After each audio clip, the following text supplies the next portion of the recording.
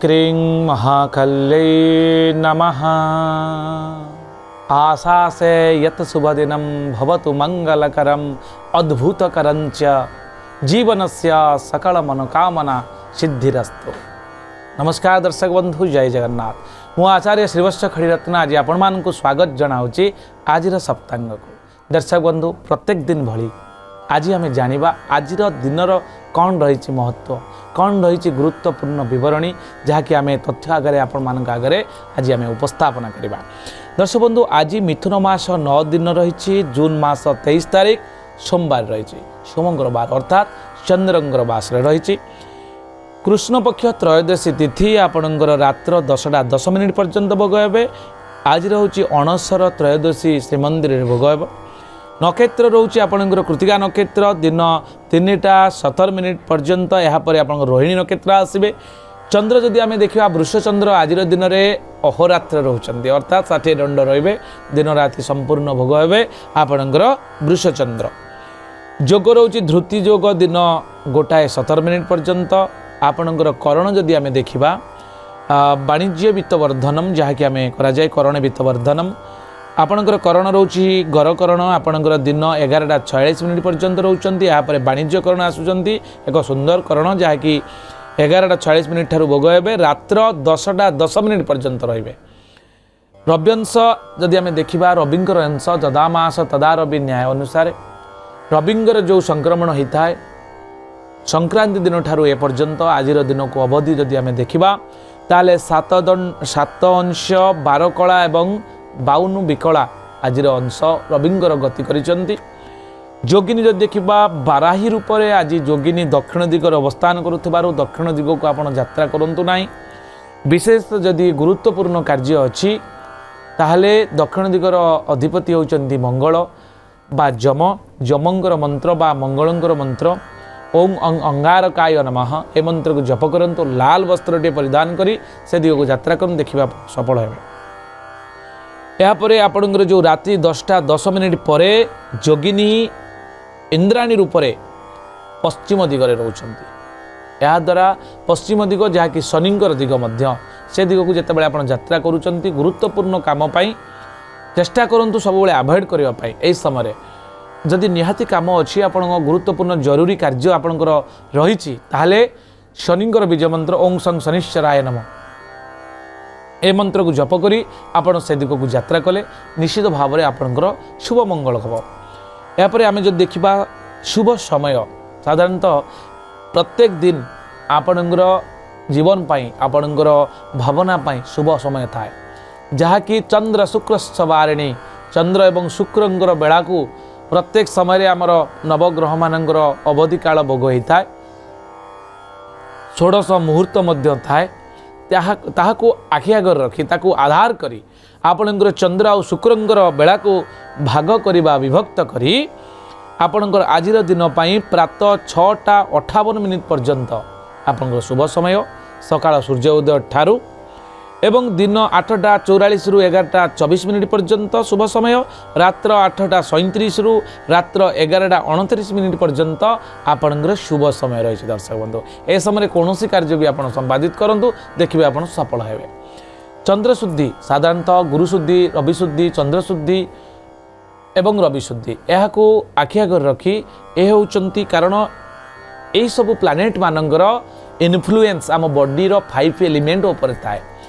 आमर प्रत्येक माइंड को प्यूरिफिकेशन करने निर्णयात्मक चूड़ांत निष्पत्ति को पहुँचापी चंद्रंकर जो भूमिका अत्यंत इम्पोर्टाट रही आम जीवन पाई।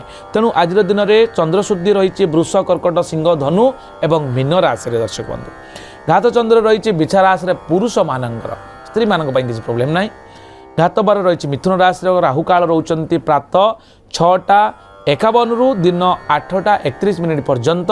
ए समय आप कौन गुरुत्वपूर्ण कार्य करूँ ना कारण राहु होचंती एक काल्पनिक बिंदु जहाँकि छायाग्रह बोली कह जाए अर्थात राहु केतुंकर कौन भौतिक शरीर ना एमाने छायाग्रह बोली कह जाए जिते बड़े अवधि काल भोग हुए सही समय को पॉइंट आउट करी मुनि ऋषि माने बा पंडित माने शास्त्री ज्योतिष शास्त्री माने लिखि जाइछन्ति आपणकर निहाती भाव में यही समय को अवॉइड करंतु। अर्थात आज राहुकाल 6:51 रु दिन 8:31 पर्यंत यह समय कौन गुरुत्वपूर्ण शुभकर्म आरंभ एटलिस्ट करंतु नाही। काल बेला रही आज दिन में जोटा कि शनिंगर बेला काल बेला रही 6:52 रु दिन 8:31 पर्यंत। 12 बेला रही दिन 9:03 रु 4:49 पर्यंत। काल रात्रि रोचंती रात्र 1:11 रु रात्र 2:32 पर्यंत। एवं निषिद्ध खाद्य आम शरीर को शुद्ध आउ सुस्थ निरामय रखापी आज दिन में बैगण आपण भक्षण करंतु नाही। उत्तम खाद्य हिसाब से नड़िया काकुड़ी एवं तरभुज आज दिन में आपण बहुत बढ़िया, कारण चंद्रंकर बार रही। चंद्र होती वाटर एलिमेंट प्लानेट अर्थात जल जातीय ग्रह। जल जातीय ग्रह तेणु तांकर जितेबाला इंटराक्शन पावरटा साधारणतः जल को होता है फ्लो करने, तेणु जल जातीय खाद्य आज आप खाईपर। शिशुर राशि नक्षत्र गण एवं नाम कौन रहिबो? साधारणतः परिवार गोटे पिला जन्म हेले आमर उत्साह बढ़ी जाए तार राशि नक्षत्र गण जानापी। ताले आज आप निश्चित भाव में जानीपर यही चैनल माध्यम प्रोग्राम कार्यक्रम माध्यम शिशुर राशि आज कृतिका नक्षत्र वृष राशि जोटा को आम 3/1 बोली कहती। राक्षस गण तार ना दिंतु इ उ आउ ए अक्षर ना दिंतु शुभप्रद हम। दिन 3:17 पर 4/2 अर्थात रोहिणी नक्षत्र वृष राशि कृष्णंकर राशि रोहिणी नक्षत्र वृष राशि भगवान श्रीकृष्ण जन्मग्रहण करते से भली एक सुंदर राशि आपन पिला प्राप्त हम जदि दिन 3:17 पर आपन पिला जन्म होची आपन परिवार रे। नरगण प्राप्त हम रोहिणी नक्षत्र वृष राशि एवं तार ना जदि आमे दबा ओ ब बी एवं बु अक्षर रे प्रथम कर्तार आपन नाम दे पारिबे।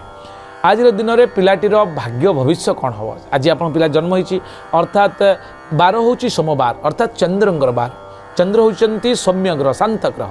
चंद्र होती मनर कारक ग्रह। मानसिक क्षेत्र में आप पिलाटी बहुत इमोशनाल हम, दयालु हम, भावुक हम, प्रेम प्रणय लिप्त होबार संभावना रही। कारण चंद्रंगर जो पावर से भाई इंटराक्शन पावर को क्रिएट करता है।